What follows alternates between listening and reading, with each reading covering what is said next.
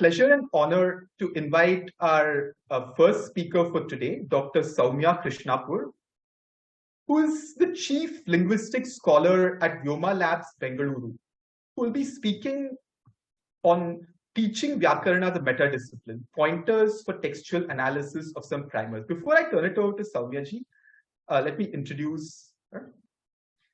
Sowmya Krishnapur ji has been learning and teaching Sanskrit for more than 20 years. She had her basic training in Sanskrit at the Gita Govinda Samskrita Sangha, Bengaluru, under the guidance of Mata Vidushi Anantalakshmi Natarajan and Sri Venkata Subramanian. She later completed her Acharya Vyākaraṇa from the Rashtriya Sanskrit Samsthan, Sringeri, learning from scholars like Dr. Chandrasekhar Bhatt, Dr. Narasimhamurthy, and Dr. Krishnananta Padmanabha. Sowmya ji has obtained her PhD with SRF in the area of Vyākaraṇa under the guidance of Dr. P. Narasimhan, Department of Sanskrit, University of Madras. She has learned the Paushpi Prakriya under Dr. Pushpa Dikshit. She has taught Vyākaraṇa for 8 years at the postgraduate level as part of teaching assistants during her PhD program. She has been teaching through Vyoma Samskrita Pathashala for more than 10 years and has conducted more than 20 popular courses through this portal. As part of the Gita Govinda Samskrita Sangha, Bangalore, she has trained children for various simple Sanskrit exams of Surat Saraswati Sabha and Bharatiya Vidya Bhavan. Sowmya ji is currently the Chief Linguistic Scholar at Vyoma's Linguistic Labs Foundation. She has been part of the organization since its inception and has contributed to the development of several multimedia tools for Sanskrit learning. She has presented research papers in various national and international conferences, and her articles have been published in several journals of repute. Over to you, Sowmya ji. Namassabhabhyah sabhapatibhyashcha. Gurureva gatir gurumeva bhaje gurunaiva sahasmi namo gurave na guroh paramam shishurasmi guror matirasti gurau mama pahi guro. Namah Panini-Katyayana Patanjalibhya Shabda Vidya Sampradaya Kartrabhyo Namo Mahadbhyo Namo Gurubhya. Good morning to all. Vyākaraṇa, as Arvind Mahodaya has just now presented, is a very wide and varied discipline with two major facets when we look at it. Right? It is a very important Upaya Shastra or an Upakaraka for the study of any other discipline that we can think of in Samskrita. Right? So from the language, including any Shastra like Vedanta, Mimamsa, Nyaya, or even the Kavyas, it is considered essential, okay, indispensable to have the basic working knowledge of Vyākaraṇa. And when I say Vyākaraṇa, as mentioned, it is the Paninian system of Vyākaraṇa and not just the general grammar as such. And of course, it is also an Upeya or a Swatanta Shastra of its own merit. If we look at just a very brief look at the expanse of the Shastra, we have the basic structure of Sutra, Vartika, Bhashya, on which there are several different kinds of texts, right? So hundreds of texts developed over several millennia, including texts which build Vyākaraṇa as a separate darshana with its own spota and other concepts, right? So it is a very wide area where it is possible to specialize, spend a whole lifetime, or maybe even several lifetimes studying the Shastra. But when we look at the other aspect as an Upaya Shastra, as we keep hearing, and I'm sure we'll hear this again through all the lectures today, Kanadam Paniniyam cha Sarva Shastropakarakam. So for all Shastras, it forms the foundation. Actually, the conceptualization of Vyākaraṇa itself, looking at the beginning of Mahabhashya, in the first Paspashanhika, where Patanjali first raises the question on why Vyākaraṇa, the Prayojanas he lists, Rakshohagama Lakha Sandehaha Vyākaranam, they are all oriented towards other Shastras, mainly Veda, but it also extends to all other texts. So the purpose of Vyākarana is to help the preservation, Raksha of Veda and the Shastras in their original form. It is to enable people to extend the forms in that. For asandeha, for conviction, a doubtless interpretation of words or the meaning of any Shastra, Vyakarana is absolutely indispensable. Right. So this is not a point which I am making today. I am sure there are many other papers who are focusing on this aspect from the point of view of other Shastras. So even when we are studying Vyakarana, again and again we hear the terms Prayoga Sharanaha, Vyakaranaha. So Vyakarana, as I said, it goes behind Prayoga. It is not saying leading the one and say everybody follow it. So it underlies all Shastras, it analyzes the Prayogas and tries to build a framework around it. In the Tarka Sangraha, which is meant as a primer for Tarka Shastra, say Balanam Sukhabodhaya, he says it is for ease of learning of a Bala, roughly translated to a beginner. But a beginner in Tarka Shastra should have already studied Vyakarana. So Adhita Vyakarana Koshadiman, only somebody who has already studied Vyakarana is qualified to enter the other meta discipline of Tarka. So Vyakarana is a very important Upaya Shastra. Right? So to give a very simple example which may help us relate. So it is like using the sutras and learning to drive a car to reach the destination. So learning to use Vyakarana is something like that. We need to understand the sutras, the basic framework to reach anywhere in the Shastra. Right? So that is a skill of using Vyakarana as an Upaya Shastra for other Shastras. There is also the very learned mechanic who knows the entire piece by piece, the parts of the car, who knows how to repair it, how to build a car.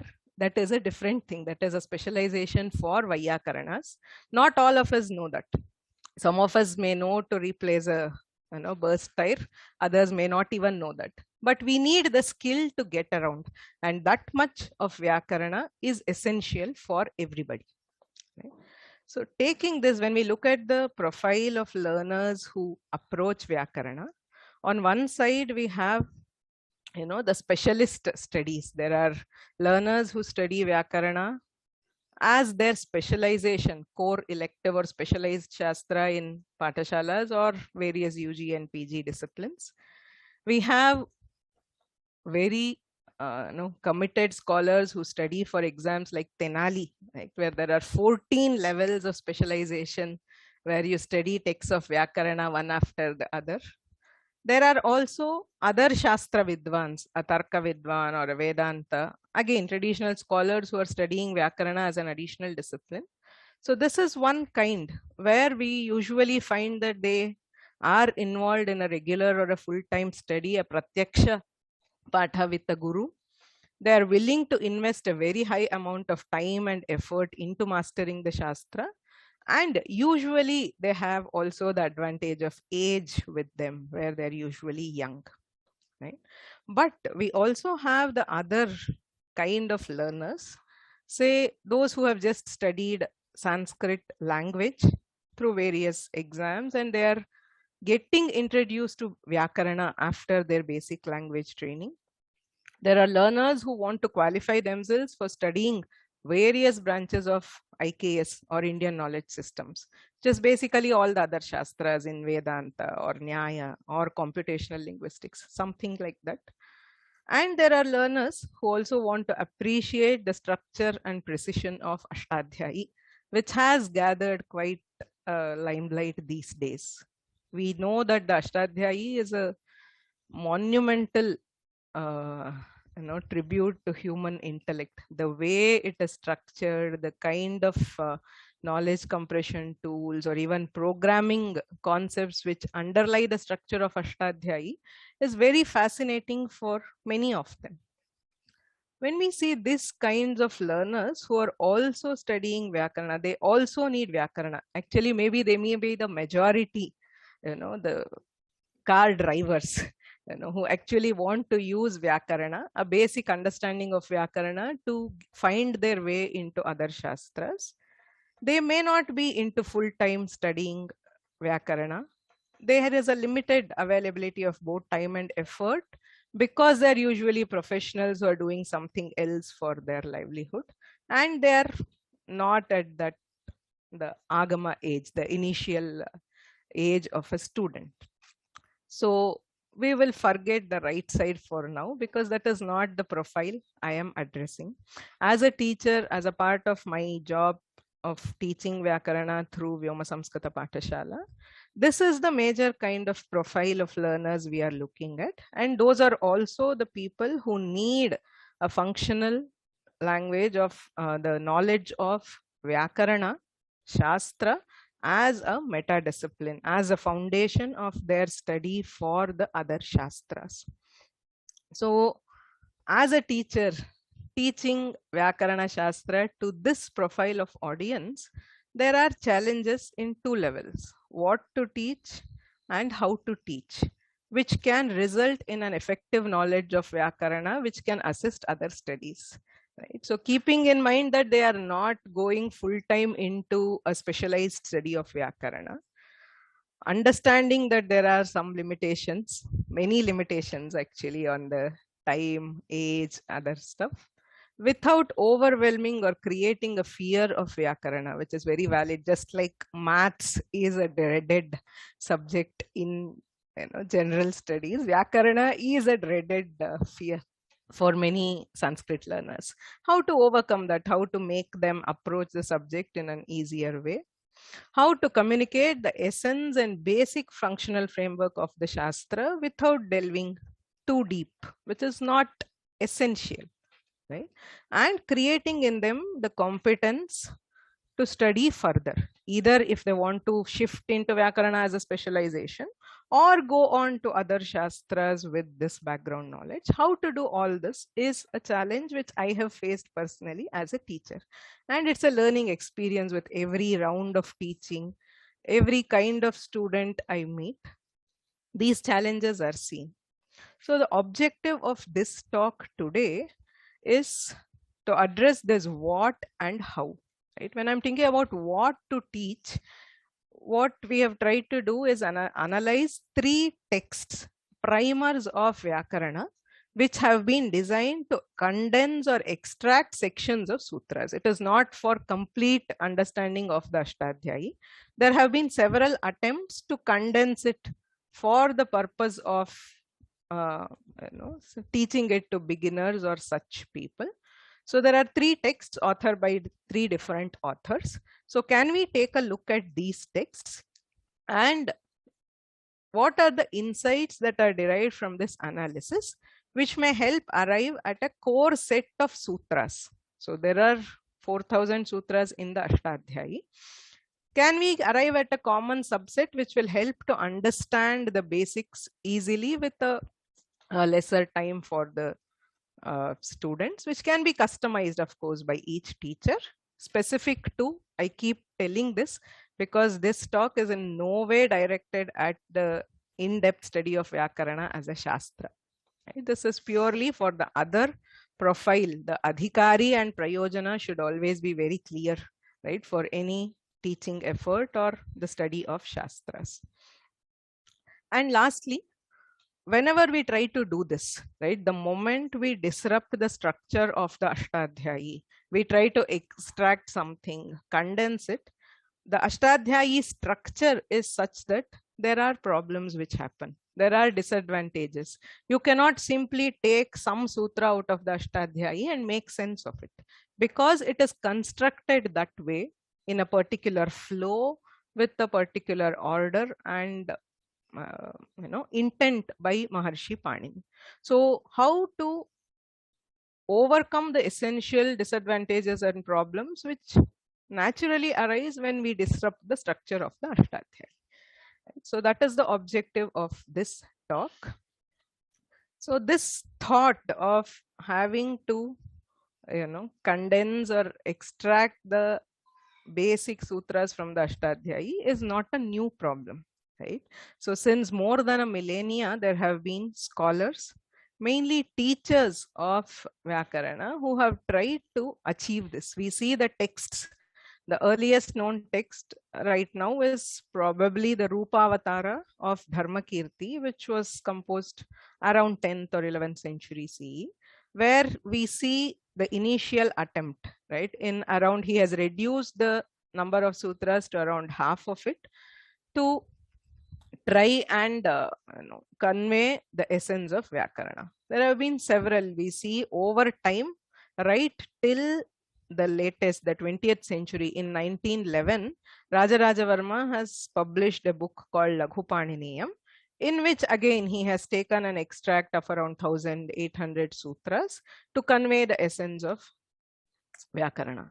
The most famous of these attempts is, of course, the one by Varadaraja, who was a student of Bhattoji Dikshita, and his Laghu Siddhanta Kaumudi. This is probably, this is the text we find whenever there are universities or institutions who are trying to teach Vyakarana to assist as an Upakaraka or an Upaya Shastra. This is the text which is usually prescribed. Laghu Siddhanta Kaumudi by Varadaraja with around 1300 sutras. So if we look at any universities, say the Central Sanskrit University or the National Sanskrit University, where the main specialization is, say, Sahitya or Vedanta, they have a compulsory Vyakarana paper. It is essential. The text there is usually the Laghu Siddhanta Kaumudi. Okay. Again, in Vedanta, we find that the Arshavidya Gurukulam by Pujya Swamiji. So they have their 3-year Vedanta course. It has the Laghu Kaumudi as a compulsory text, because over time it has been accepted as a reasonable collection of sutras with which the students are expected to be equipped. But there are also questions raised. As I said, there are some problems with the Laghu Siddhanta Kaumudi. Now the question would be, is that a problem of content, that is the what of it, or is it a problem of how it is taught, the methodology of teaching? So this is why is my question actually, because I'm constantly in touch with this subject and we keep hearing, these arguments against the method, for the method. So what is it? Is there a problem with the content? Are the sutras selected by Laghu Kaumudi appropriate? That was one question which I was trying to answer with this analysis. So what I tried to do was select 3 texts across a span of 1000 years. Say the earliest one, Laghu Kaumudi, is there. The earliest attempt was Rupavatara, and the latest, one of the latest. There have been other attempts in the 20th century, but Laghupaniniyam is one novel attempt, which though it is not taught much, okay, it hasn't gained popularity, but it is actually a very well constructed and well respected text among those who know. So these 3 texts, 3 different authors, all of them were teachers, who were trying different combinations on how to teach. Rajaraja Varma, in his preface, he tells very clearly his purpose is to teach that set of students, the profile of which we have already seen. So in these 3 texts, what I have analyzed is to compare the sutras which have been selected by these and see what is the common. How much is common, how much is different. Okay. So when I looked at these, comparing the sutras, we find that there are about 1000 sutras of the 4000, roughly 25%, which have been taken by all the 3 authors.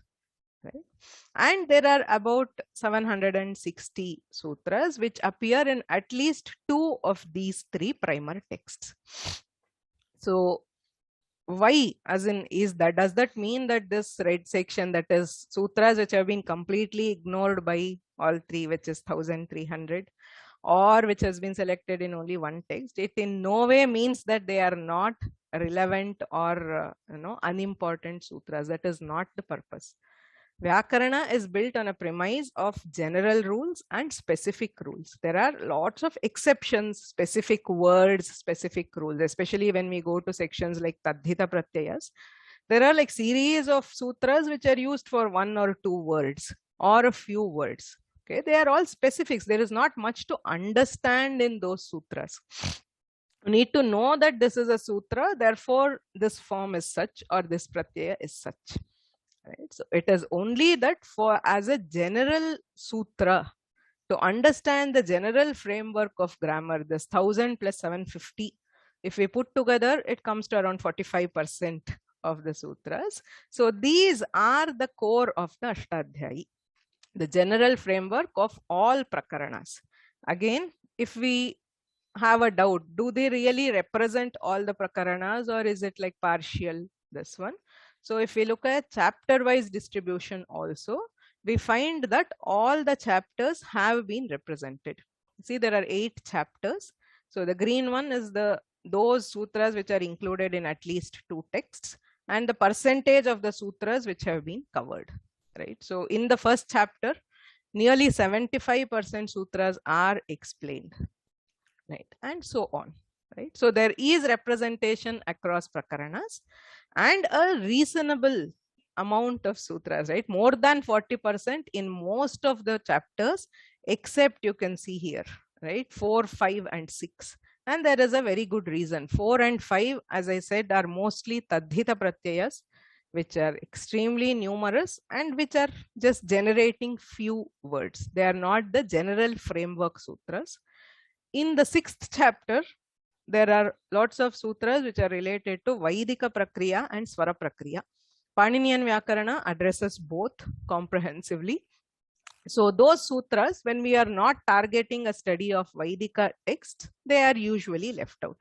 But other than that, the first chapter especially, which has the Samya, Paribhasha, the technical terms, the basic framework of the Ashtadhyayi, and the 7th chapter, which is Anga Karyas, that is how exactly do we get the usable Subanta and Tinganta, that is nominal and verbal forms. So those are covered in great detail. So this is what we find about the content, which is good. That is what we would like to teach for these kind of, this profile of learners. Okay. And one more thing we get, there are several aspects from which we try to analyze these 3 texts. Which are the most important padas or sections of the Ashtadhyayi which are covered in these primer texts? Okay, so this is an area graph. So the yellow represents the total number. The green is the area which is covered. We see certain peaks, right, where there is a high coverage, right? We see that this is the 1-1, 1-3, 1-4. That is a major first chapter. 2-3, which is vibhakti, very, very essential for sentence construction, right? And 3-1, the major pratyayas on the dhatus. And as I said, the angadhikara. Right? So how does this help?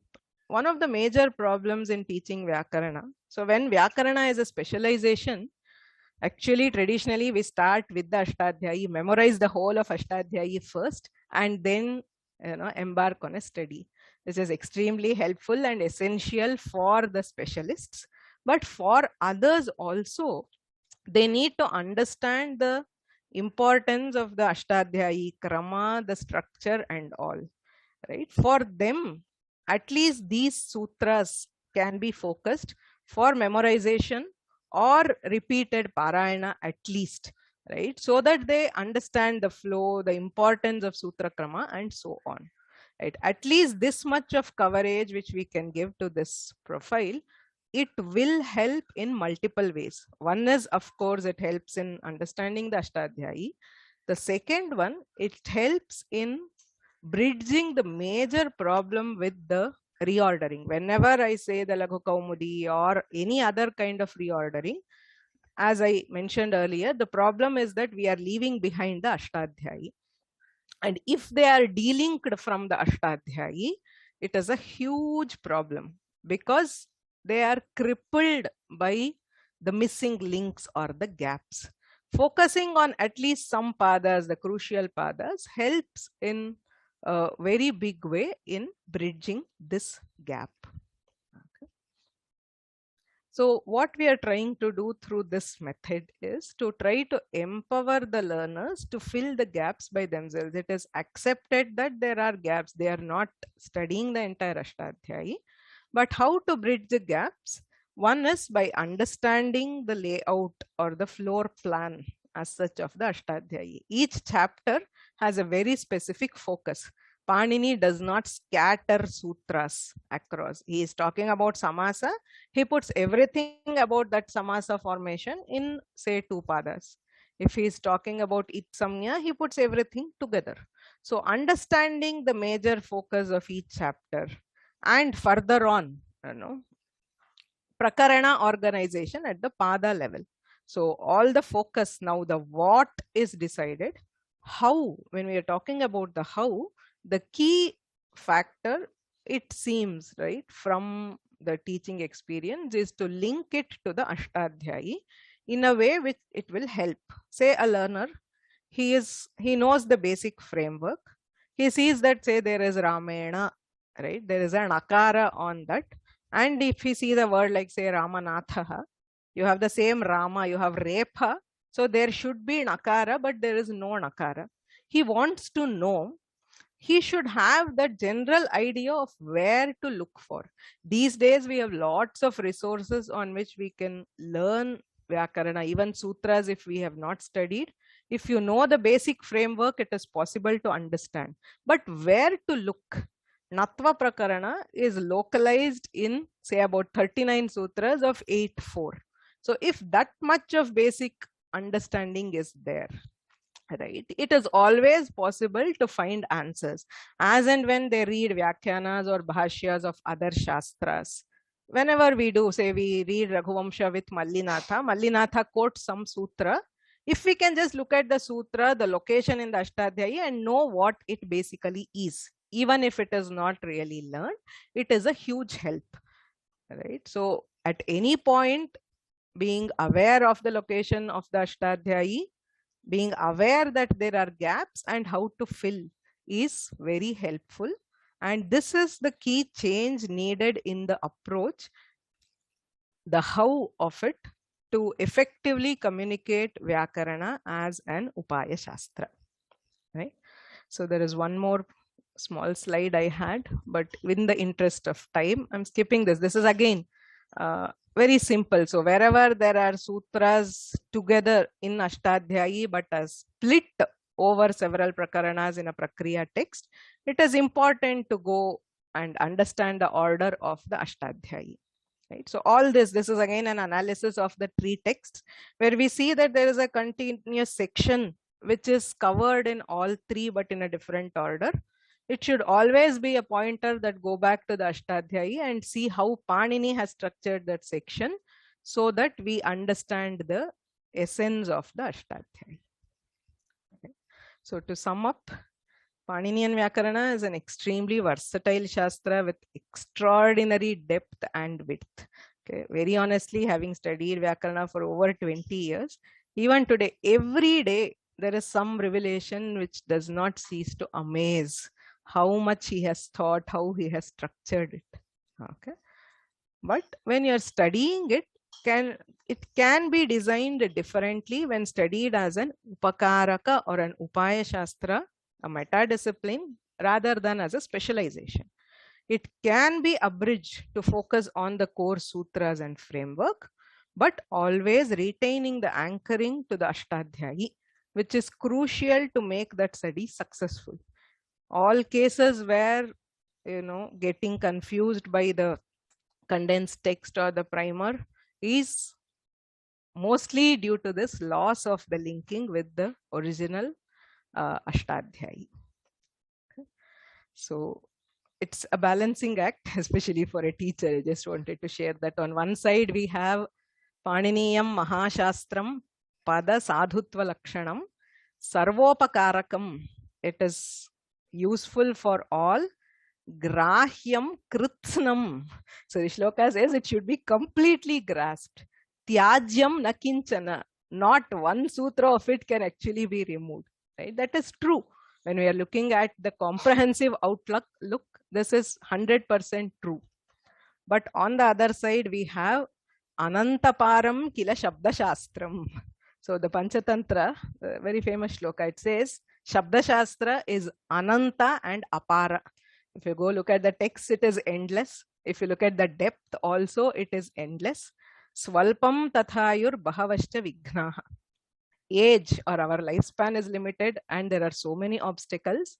Saram tato grahyam. We need to get the essence out of it.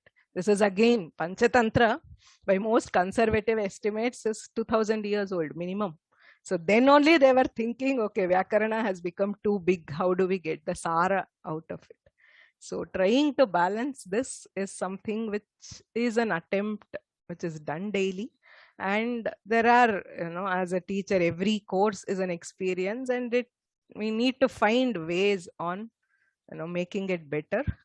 So thanks very much to the Indica Center for Bharatiya Languages for giving me an opportunity to present some of the thoughts on this. Of course, any word of it, even one sentence I speak, is entirely due to the grace of my Guru Parampara, teachers who have taught so much without expecting anything in return. To Vyoma, which is my mother organization, the only place which allows me to teach whatever I want, with so many exposure to so many students and teaching, which helps me in improving each day. And of course, to a very important tool for Vyākaraṇa, the ashtadhyayi.com website built by Sri Nilesh Bodas, which actually makes possible these kinds of analysis, getting the extract of sutras, seeing what is common, making sutras so accessible. So deeply grateful to all of you. Dhanyavada. Thank you, Sowmya ji. The presentation concluded with this fitting image of the harmony that was seen throughout in addressing modern day dilemmas about presenting such an intricate discipline to IKS explorers, which seems to have precedents from millennia ago as well. Thank you so much.